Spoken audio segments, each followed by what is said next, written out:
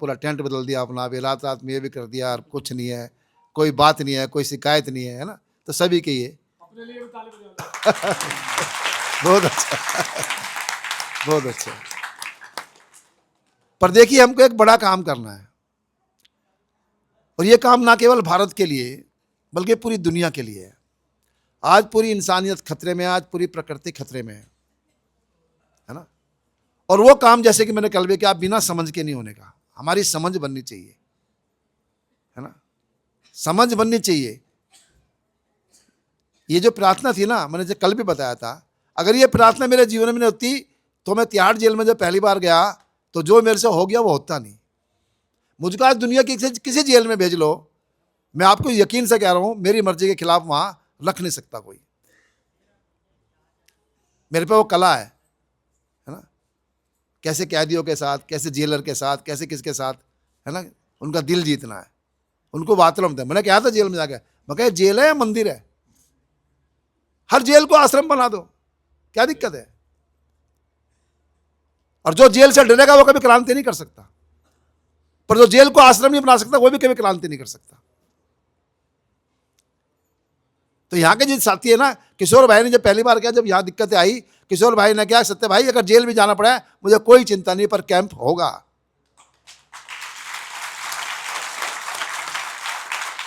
क्योंकि मैं तो यहां था नहीं, मैं 26 से पहले आ नहीं सकता, 27 से पहले, तो मुझे चिंता थी भाई मैं जिम्मेवारी कैसे ले सकता जब मैं हूं नहीं यहां। पर जब किशोर और रवि भाई ने बोल दिया कि कोई चिंता नहीं, अगर जेल भी जाने पड़े हम जाएंगे, पर अगर युवक आ रहे हैं देश भर के, हम उनका स्वागत करेंगे और यहाँ कैंप होगा। और उस अकेले व्यक्ति ने, समझ लो आप देख ही रहे हो, सब सारे इंतजाम भी कर रहा, सब कुछ कर रहा, और बहुत कम खर्चे में, ये भी कह सकता हूं मैं, इतने कम खर्चे में कहीं भी कैंप करने की ताकत नहीं किसी में। वो मास्टर है और वो इसी केंद्र का है। आपने मयूर का एग्जाम्पल देखा ही है, ये छोटे छोटे बच्चे आज, अरे क्या बनेंगे, इनको कोई नौकरी वोकरी नहीं चाहिए, नौकरी की तलाश में नहीं इनको, पर नौकरी में भी जाएंगे तो अपने वहां भी छाप छोड़ देंगे अलग ढंग से। इनको सब पढ़ भी रहे साथ साथ, है ना। तो हमारा ये सपना है कि जनता सरकार मोर्चे ने जो एक नारा दिया है ना, जनता ही सरकार है ना, जिसमें आज हमारे अविनाश जी भाई भी बोले बहुत, इस सपने को वास्तव में पूरा करना है। और मुझे नहीं लगता कोई बहुत ज्यादा मुश्किल है। क्यों मुश्किल नहीं है? क्योंकि इस समय सत्ता में जो भी लोग हैं ये विचारहीन लोग हैं, इनके पास कुछ सोच नहीं, समझ नहीं, बस एक विकास की गलत अवधारणा के पीछे दौड़ पड़े, जिसमें सबकी मृत्यु है, उनकी भी मृत्यु है और समाज और प्रकृति की मृत्यु तो है ही। वो भी चाहते हैं इसमें बदलाव आए कोई, पर उसके लिए कोई मजबूत लोग चाहिए। हमें किसी से नफरत नहीं है, हमारा किसी से द्वेष नहीं है, हमारी किसी से ईर्ष्या भी नहीं है। हम तो सिर्फ एक ही सपना लेकर बैठे हैं कि आदमी आदमी के साथ ठीक तरह जी सके और आदमी शेष प्रकृति के साथ ठीक तरह जी सके। एक ही तो सपना है हमारा, और क्या है, और क्या चाहते हैं हम? ये जो आदमी आदमी के साथ विश्वास पूर्वक ठीक तरह जी सके, खुशहाली के साथ जी सके, और आदमी शेष प्रकृति के साथ खुशहाली के साथ जी सके। और इसकी दृष्टि भारत के पास है, नहीं ऐसा नहीं है, इसकी दृष्टि भारत के पास है ना। तो हमें वो सब समझनी है। जैसे कि मैंने क्या, फिर दुनिया में कहीं भी चले जाओ, है ना आपको रोजगार की चिंता है, ना खाने की चिंता, ना रहने की चिंता। भाई 40 साल तो मुझे हो गए, मैं कभी होटल में खाता नहीं, होटल में ठहरता नहीं, कोई अभाव नहीं, मैं 1 रुपया कमाता नहीं, और कोई अभाव नहीं है बिल्कुल भी। जो मुझे जानते हैं अच्छी तरह जानते हैं, कोई अभाव नहीं है, क्योंकि मेरे को जहां जाता हूं पूरक बनने की कला आती है। मैं जिस परिवार में जाऊंगा, जिस समाज में जाऊंगा, जिस संस्था में जाऊंगा, 2-4 दिन ही देखता हूं मैं क्या काम कर सकता हूं। उसके बाद तो इतने काम में लग जाता हूं, वो कहते हैं सत्यप्रकाश जी आप यहीं रह जाओ बस, पर मेरा काम तो रुकना नहीं है। एक दिन का खुशबू फैलाई आगे चल दिया, खुशबू फैलाई आगे चल दिया, है ना। तो आप सब यहाँ आए, बहुत ही अच्छा लगा, और उम्मीद करते हैं कि बार बार आते रहोगे, है ना, और मिल के, हाँ वो भी कोई दिक्कत नहीं, वो भी कोई दिक्कत नहीं, जिसकी तैयारी है बिल्कुल स्वागत है उसका। अच्छा निकलना, तो 1 मिनट लास्ट में अपने समापन तो आप भी कर दिए हो, तो ठीक है। अविनाश भाई भी जा रहे हैं तो समापन भी वही करेंगे, है ना, उनकी बात बीच में थी, प्रार्थना के लिए रोकनी पड़ी। लो अविनाश भाई। नहीं मुझे क्या रोकना, नहीं कुछ नहीं। देखो मेरे बहने से किसी का भावना दुखी होगी, मैं चाहता हूँ कि आप मजबूत हो जाओ। और तुम जो 22 साल के खड़े हुए ना, मेरा छोटा बेटा भी 26 साल का है, उसकी चिंता नहीं है मुझे। मुझे वो अधिकार है क्योंकि मैं वो करता हूँ, मैं उतनी जगह गया हूँ। और मॉडल खड़ा करने से नहीं होता, समाज को खड़ा करना पड़ता है। आप बात समझ लो। आपने कितने गांव खड़े किए, कितने बच्चों को खड़े किए, नहीं, समाज खड़ा होना पड़ेगा। एक व्यक्ति खड़ा होने से कुछ नहीं होता। एक मॉडल तैयार कर दिए, गांधीग्राम एक तैयार कर दिए, कुछ नहीं होना है, कुछ नहीं होना है एक गांधीग्राम बनने से। व्यवस्था को समझ के व्यवस्था को बदलना। देखो इतना बड़ा आंदोलन हुआ किसानों का, और वहां ले जाके उस अजय टहनी ने किसानों के ऊपर गाड़ी चढ़ा के मार दिया, और सारे के सारे एमएलए उनके आगे। क्यों मानेंगे? कितना बड़ी बड़ी आंदोलन से अगर राजनीतिक पर्याय खड़ा नहीं होता है तो तुम्हारा आंदोलन व्यर्थ है, ये पक्का समझ लो। और आप ही को समझना पड़ेगा, जो यंग जनरेशन है उनको, और आपको शिविर लेना पड़ेगा। 4 दिन 5 दिन मेरे साथ में रहो। एक सवाल अगर बच जाएगा ना तो अविनाश काकड़े को उसी वक्त बोल देना कि बकवास करता है, शिविर में ही बोल देना, कोई सवाल बचा नहीं रहेगा। मगर डांट तो खानी पड़ेगी भाई, सुधरना है तो। लोहे के ऊपर गरम है, जब मैंने गरम किया और हथौड़ा मारना शुरू किया, जब भी तो दिमाग में गया, नहीं तो कान ही बंद रहते हमारे लोगों के, अंदर जाता ही नहीं। मैं सबसे माफ़ी चाहता हूँ, मैं जाने वाला हूँ, आपके साथ में नहीं रहूँगा। कल सुबह फिर से आता हूँ, मैं नागपुर जा रहा हूँ। धन्यवाद, आपने मुझे इतना समय दिया, आपने मेरी बात सुन ली। सच्ची गलत अच्छी बुरी कुछ भी हो सकती है, मगर इस पर चिंतन करो, रात में चिंतन करो, और उसके ऊपर सार जो निकलेगा फिर से सवाल करो। मैं वो सारे सवालों के जवाब देने के लिए बाध्य हूँ। नमस्कार, जय हिंद, वंदे मातरम। मैं आपका धन्यवाद ज्ञापित करूंगा। 1-2 मिनट। मेरा क्या धन्यवाद। अरे नहीं, देखिए, हमारा जो ये 7 दिवसीय प्रशिक्षण शिविर है बहुत ही सकारात्मक रचनात्मक दिशा की तरफ चल रहा है, बढ़ रहा है। और आपके बीच जो डॉक्टर साहब के माध्यम से, भलारा जी के माध्यम से जो वक्ता या प्रशिक्षण देने वाले या विचार देने वाले जो लोग आए हैं, वो कोई स्टेट लेवल के, मतलब वो अंतर्राष्ट्रीय स्तर की सोच रखने वाले लोग हैं। जितने भी आए हैं यहाँ वो अंतर्राष्ट्रीय सोच रखते हैं। लेकिन और काकड़े जी का तो व्याख्यान इतना सही दिशा में गया है, और वही करना है, उसी के लिए उनको बुलाया गया है। क्योंकि हमारे अंदर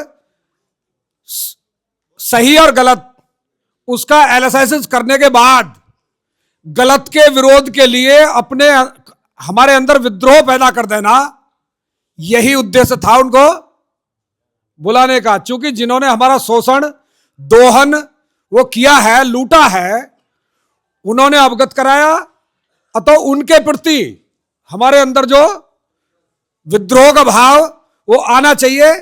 और हमारा जो ध्येय है, यहां सीख करके जहां तक किसी का भी कोई भी वक्ता है, उससे हर कार्यकर्ता को जो भी शंका है, जो भी प्रश्न है, वो पूछने का उसको पूरा अधिकार है। किसी को भी बीच में प्रश्न सही है गलत है, ये वक्ता का और उनका अपना संवाद है, कोई भी बीच में किसी को टोकेगा नहीं।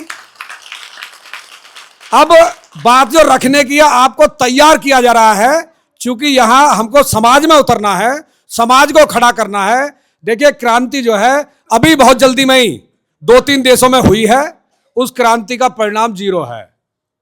क्योंकि वो क्रांति तो सत्ता तो हटा दी उन्होंने, लेकिन व्यवस्था नहीं दे पाए। हमको क्या करना, हमको कोई सरकार नहीं हटानी है, जरूरत भी नहीं है। हमको केवल जो देश की जनता है, जो मालिक है देश की, उसको एक व्यवस्था सुझानी है, देनी है कि भाई ये भी एक व्यवस्था है। वो अपने आप कर देगी अपना काम, वो उसका काम है, कोई चिंता की कोई बात नहीं है।